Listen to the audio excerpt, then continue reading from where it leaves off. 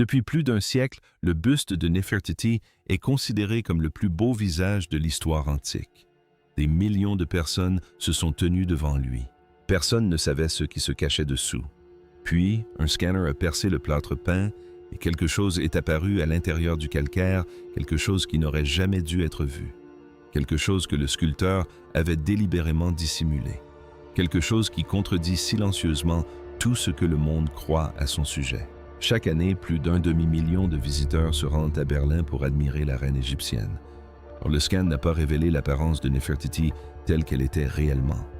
Il a révélé l'image que les puissants souhaitaient lui donner, et cette différence est troublante. Ce visage n'aurait jamais dû être dévoilé. Voilà le phénomène. Depuis plus d'un siècle, le buste de Néfertiti exerce une sorte de fascination. Un ovale parfait, un long cou élégant, un œil peint, une sérénité éternelle, une jeunesse éternelle. Au Neues Museum de Berlin, les touristes se pressent contre les vitrines et repartent persuadés d'avoir contemplé le visage d'une reine antique. Or, il n'en est rien. En 1912, une expédition archéologique allemande, travaillant à Tel el-Amarna, site enfoui de l'ancienne capitale d'Akhenaton, fit irruption dans l'atelier d'un sculpteur nommé Thoutmoses. L'équipe y découvrit un buste gisant sur le côté intact depuis plus de 3 ans. Aucune inscription, aucun cartouche royal, aucun nom, seulement un visage. Ce buste en calcaire sculpté il y a plus de 3 ans resta caché jusqu'à sa découverte par une équipe d'archéologues allemands à Amarna en 1912. Il fallut des décennies de comparaisons minutieuses avec les bas-reliefs des temples subsistants avant que les chercheurs ne parviennent à identifier la femme représentée comme étant presque certainement Néfertiti, la grande épouse royale du pharaon Akhenaton, qui régna sur l'Égypte d'environ 1353 à 1336 avant notre ère. Le buste fut ramené à Berlin et placé sous verre, où il devint l'un des objets les plus photographiés de la planète. Des décennies plus tard, l'équipe d'imagerie a décidé de regarder à l'intérieur. Imaginez maintenant ceci. La technologie utilisée était la tomographie assistée par ordinateur. Le même type de scanner qu'un hôpital utilise sur un patient, mais adapté à l'étude de l'art.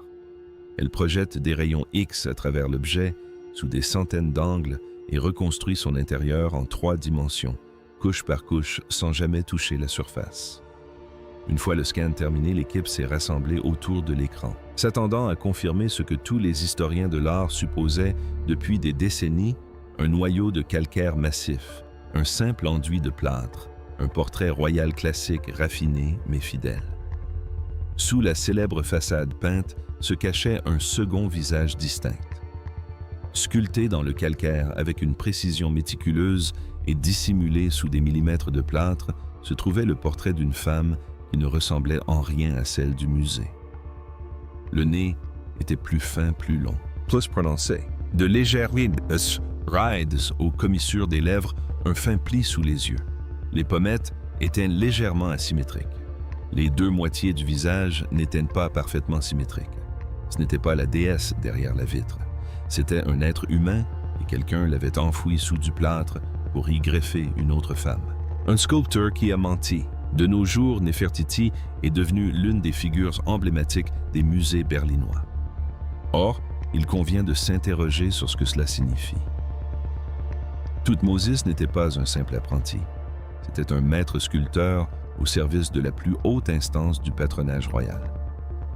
Il a sculpté un portrait fidèle, légèrement vieilli et imparfait de la femme la plus puissante du royaume, puis l'a délibérément recouvert. Pourquoi? Pour répondre à cette question, il faut se pencher sur la décennie la plus étrange de l'histoire égyptienne. Akhenaton, l'époux de Néfertiti, a accompli un acte inédit pour un pharaon. Il a détruit les fondements religieux de toute la civilisation. Il a fermé les temples des anciens dieux. Il a dépouillé les prêtres de leurs terres et de leur autorité. Il a déclaré qu'il n'y avait désormais qu'un seul Dieu digne d'adoration, a-t-on le disque visible du soleil et que lui et son épouse étaient les 2 seuls êtres humains sur Terre autorisés à lui parler. Il a déplacé la capitale dans le désert et a bâti une nouvelle ville de toutes pièces. Ce fut la révolution religieuse la plus radicale en 3 ans d'histoire égyptienne. Et voici le point essentiel dans cette révolution. Néfertiti n'était pas seulement une reine, elle était le visage public d'une idéologie. Des bas-reliefs de l'époque la montrent debout aux côtés d'Akhenaton lors de cérémonies sacrées.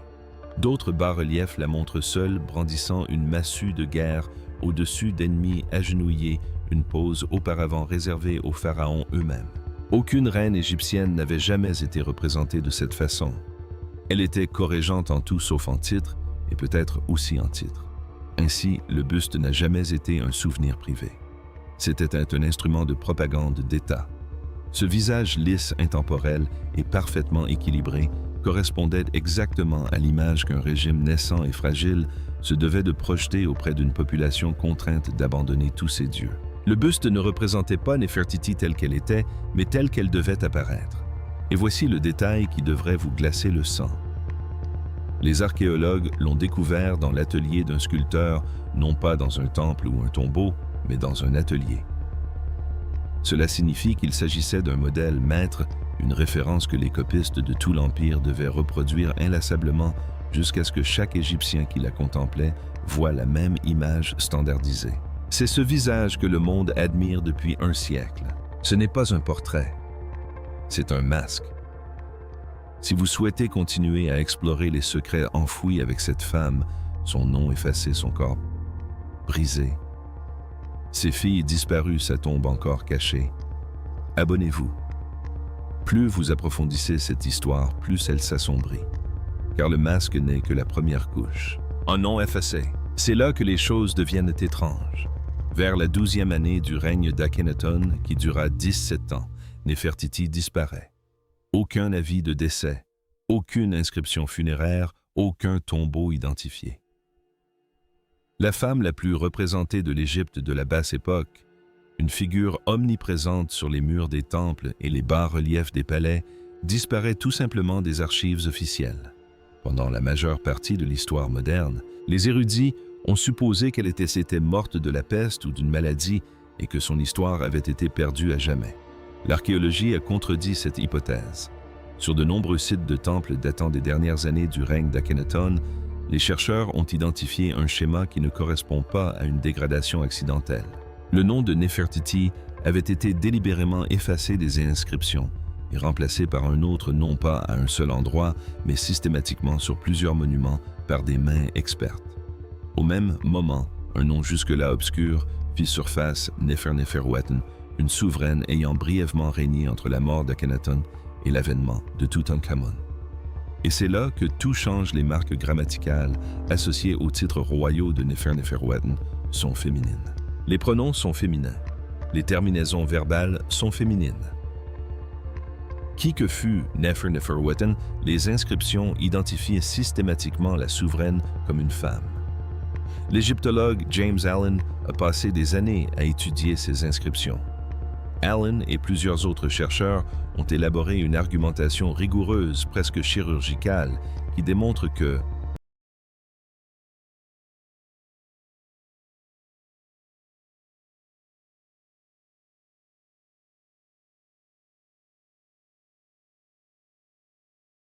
Neferneferuaten et Néfertiti étaient une seule et même personne. Après la mort de son époux, Néfertiti monta sur le trône sous un nouveau nom et régna sur l'Égypte de plein droit. Allen a relevé de nombreux détails. Le dédoublement des cartouches, le choix des épithètes, les terminaisons grammaticales féminines des titres royaux, et cette hypothèse est difficilement contestable. Il existe un précédent. Hatshepsut, la célèbre pharaon, a elle aussi réinventé son identité royale pour se maintenir au pouvoir. Mais la suite est plus sombre qu'une simple réinvention. Dans le tombeau de Toutankhamon, le jeune roi découvert par Howard Carter en 1922, les chercheurs ont identifié de nombreux objets portant les marques de modification hâtive et brutale. Sur les bijoux en or, les sarcophages, les objets funéraires, les inscriptions originales avaient été grattés et remplacés. Les pronoms féminins avaient été remplacés par des pronoms masculins. Les noms avaient été effacés puis regravés. Il ne s'agissait pas de simples marques de dégradation. Ces outils ont été utilisés à la hâte par des personnes pressées d'agir avant que quelqu'un d'autre ne s'en aperçoive. La conclusion est inévitable. Nombre des trésors les plus célèbres du tombeau de Toutankhamon n'étaient pas destinés à lui. Ils avaient été créés pour une femme qui l'a précédé, probablement Néfertiti, régnant alors sous le nom de Néfer-Néferouet, et furent rapidement réaffectés au jeune roi après une transition dynastique soudaine. Sa mémoire ne fut pas seulement effacée, elle fut volée, réattribuée, portée par une autre. Et ce visage à Berlin derrière la vitre sans aucune inscription. Demandez-vous maintenant pourquoi une reine dont le portrait figurait sur tous les murs des temples d'Égypte a été représentée dans la plus belle période de la sculpture, sans la moindre inscription pour l'identifier. Demandez-vous maintenant qui avait besoin d'une telle figure anonyme d'un corps aux os brisés. Si les noms peuvent être effacés et les trésors réattribués, la question qui se pose est inévitable. Qu'est-il advenu de sa dépouille? En 1817, des explorateurs de la vallée des Rois découvrirent par hasard un petit tombeau inachevé finalement répertorié sous la référence K21. À l'intérieur reposaient 2 momies féminines. Aucun nom, aucun ornement funéraire royal, aucun texte funéraire. L'une des femmes désignée Kaf, 20 et un B, gisait le bras gauche croisé sur la poitrine dans la pose royale classique. Sa main était crispée, comme si elle avait jadis tenu un sceptre. Elle avait appartenu à une femme de haut rang, mais son identité demeurait un mystère complet. Les restes étaient trop endommagés pour les techniques génétiques du 20e siècle, et pendant près de 2 siècles, elle resta anonyme. En 2022, une équipe de recherche internationale a appliqué le séquençage de nouvelle génération, une méthode permettant de reconstituer des profils génétiques à partir d'échantillons trop petits et trop dégradés pour les approches précédentes.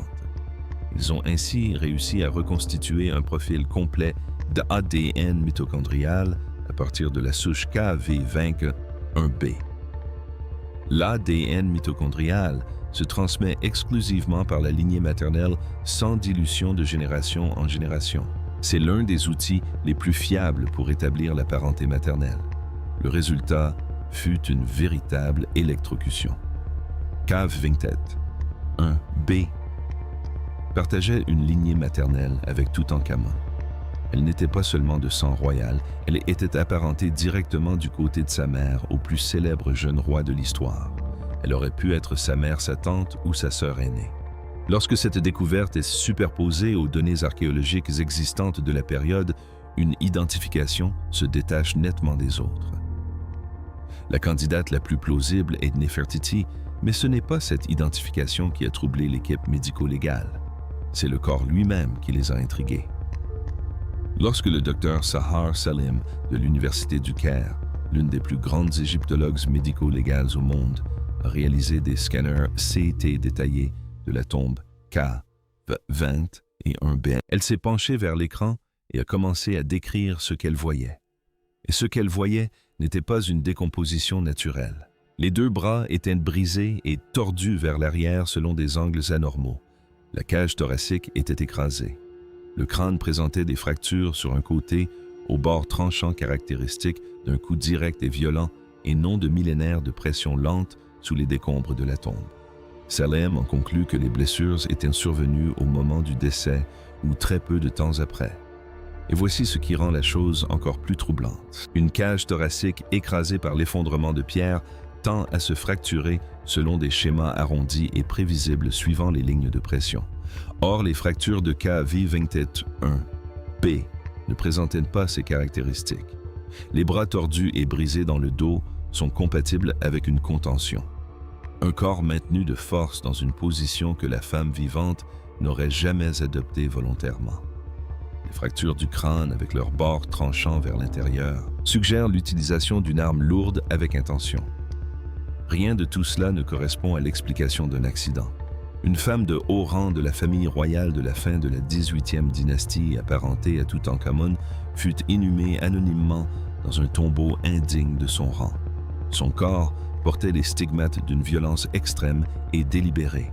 Le buste de Berlin représente une femme parfaite qui n'a jamais existé. Le corps du tombeau K20 révèle ce qui a peut-être réellement pu arriver à celle que le buste prétendait incarner. Et ce n'est pas tout.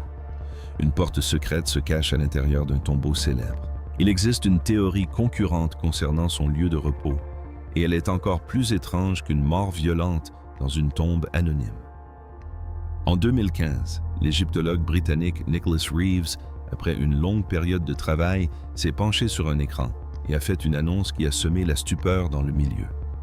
Il pensait que la tombe de Néfertiti pourrait être dissimulée derrière un mur à l'intérieur de la chambre funéraire la plus célèbre de l'histoire de l'humanité, le tombeau de Toutankhamon cave 60. 2. Reeves n'était pas parvenu à cette conclusion par simple conjecture. Il avait passé des mois à étudier minutieusement des numérisations à très haute résolution des murs de la chambre funéraire réalisées en 2014 par la société madrilène Facto Morte.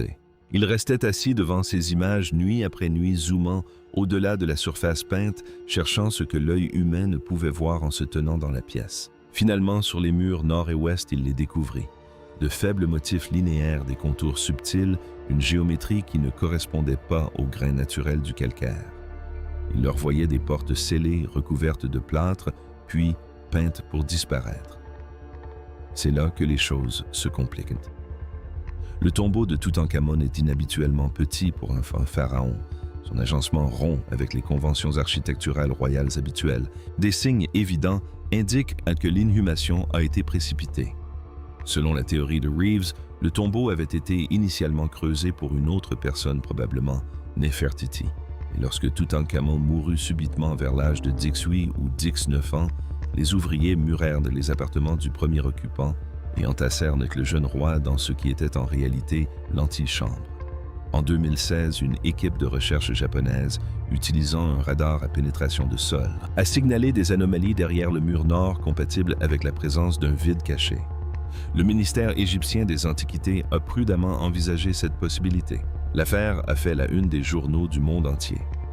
En 2018, une équipe italienne a utilisé un radar plus récent, effectué un balayage plus approfondi et conclut que les signaux précédents étaient des variations naturelles au sein du calcaire et non des cavités. Ces deux conclusions n'ont jamais été conciliées. Certains chercheurs soulignent que le radar dans la roche dense présente des marges d'erreur importantes et que les angles de balayage et les méthodes d'interprétation peuvent aboutir à des conclusions radicalement différentes. Reeves n'a jamais cédé. Les autorités égyptiennes refusent à ce jour d'autoriser toute investigation physique du mur. Seul un forage permettrait de trancher la question, or personne n'est pressé de percer l'un des sites archéologiques les plus précieux de la planète. L'hypothèse demeure donc. Elle repose peut-être en silence de l'autre côté d'un mince mur peint dans une salle que des millions de touristes croisent chaque année sans le savoir.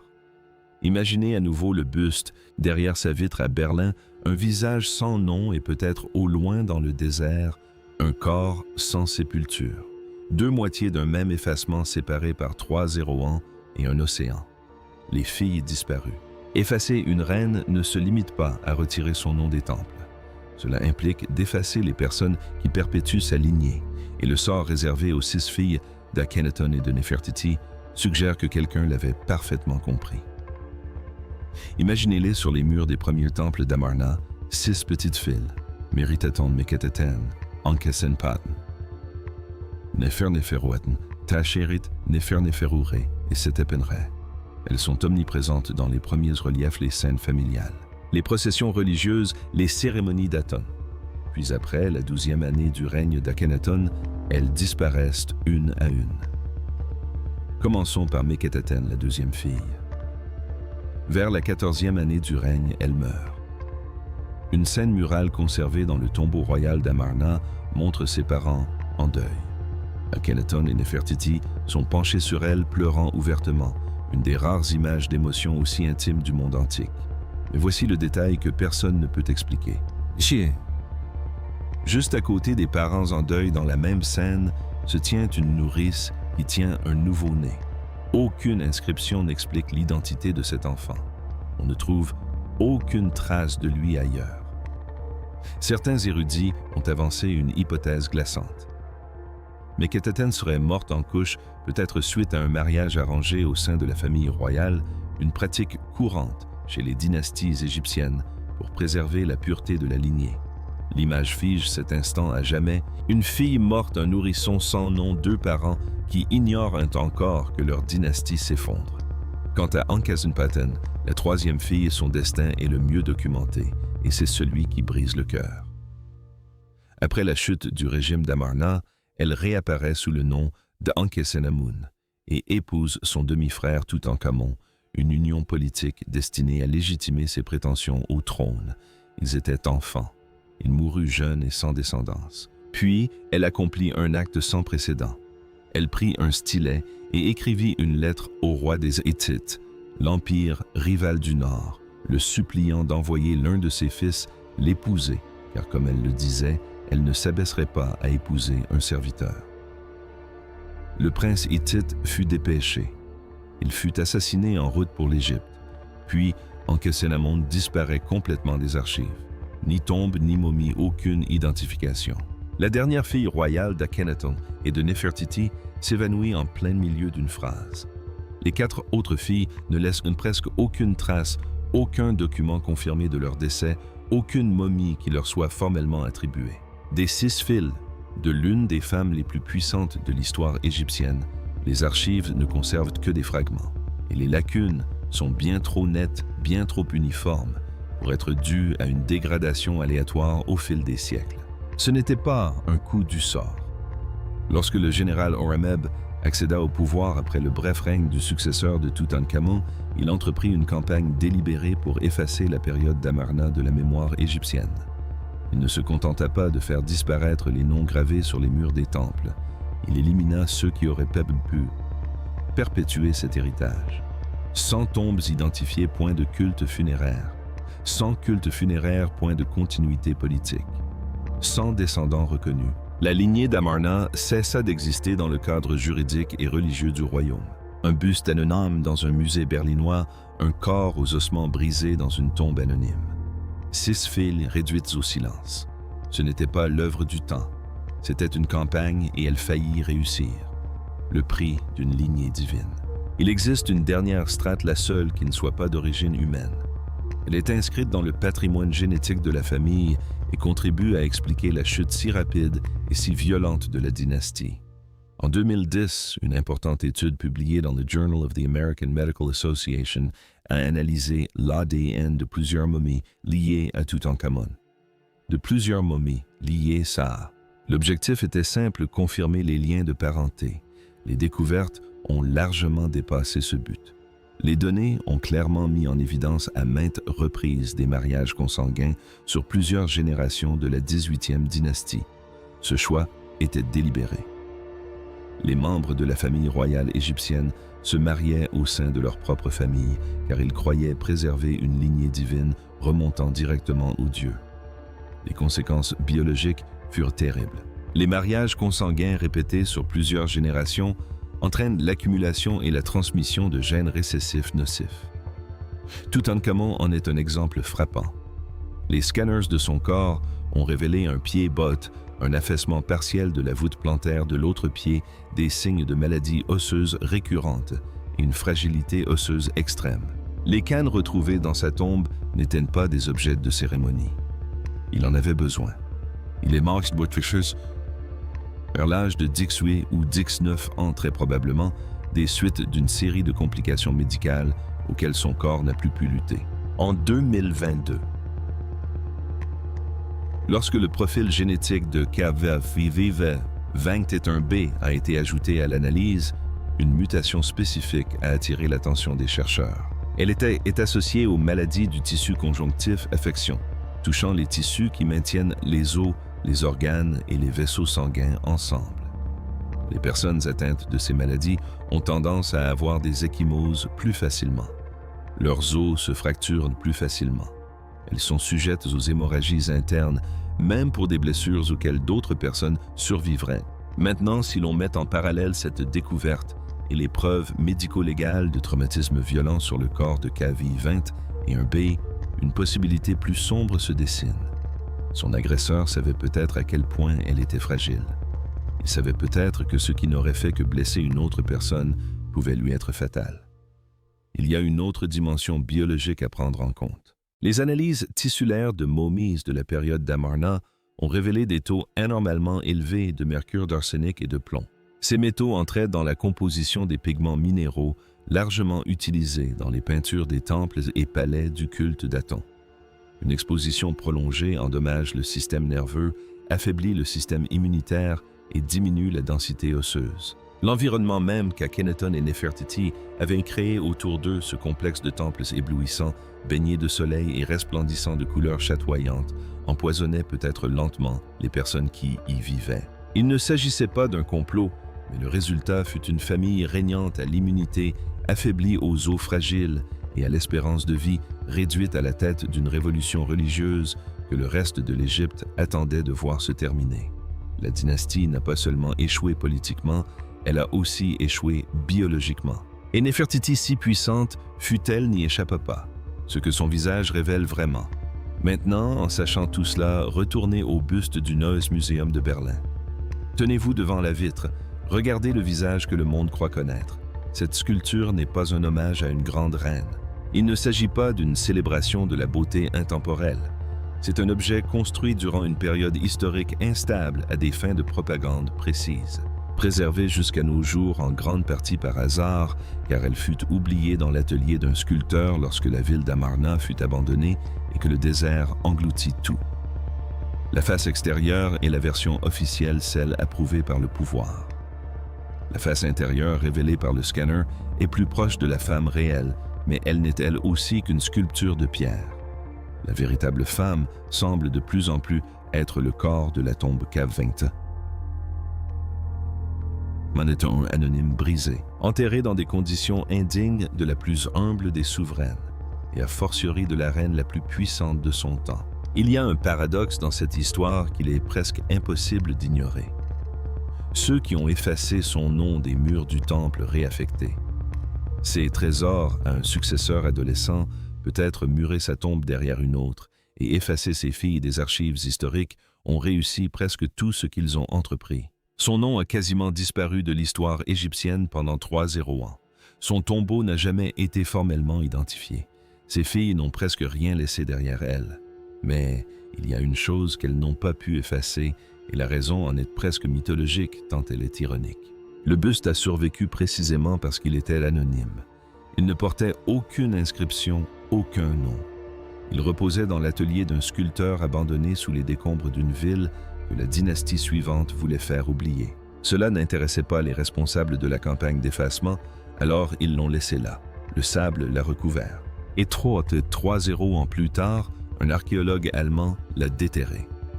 L'anonymat même imposé à Néfertiti après sa mort est la seule raison pour laquelle son image a survécu. Mais ce buste n'est pas celui de Néfertiti. La véritable femme, au fur et à mesure que la science moderne dévoile les différentes couches de son histoire, est peut-être morte de mort violente, enterrée dans la honte et effacée de la mémoire collective par ceux qui ont pris le pouvoir après elle. L'ADN confirme son ascendance. Les scanners révèlent son traumatisme. L'analyse chimique détecte les poisons à action lente dans les tissus de son peuple. Le radar recherche les chambres où elle pourrait encore se trouver. Chaque nouvel outil lève un voile supplémentaire sur la version officielle. Le visage qui se dessine en dessous, tel un visage de calcaire dissimulé sous le plâtre, n'est pas parfait. Il n'est pas serein. Il n'est pas éternel. C'est le visage d'une femme réelle dans une histoire réelle entourée d'ennemis réels dont l'histoire s'est efforcée d'effacer la fin. La plus belle sculpture du monde n'est pas le portrait d'une reine. C'est une pièce à conviction dans une affaire criminelle dont la victime n'a jamais été identifiée. Si cette histoire vous a touché, si elle a changé votre regard sur ce visage derrière la vitre, prenez un instant pour vous abonner et laissez un commentaire ci-dessous. Dites-moi ce que vous pensez qu'il lui est arrivé. A-t-elle été assassinée par des ennemis politiques? A-t-elle été emmurée vivante derrière ce mur dans le tombeau de Toutankhamon? Ou est-elle encore là dans une chambre que personne n'a encore eu le courage d'ouvrir?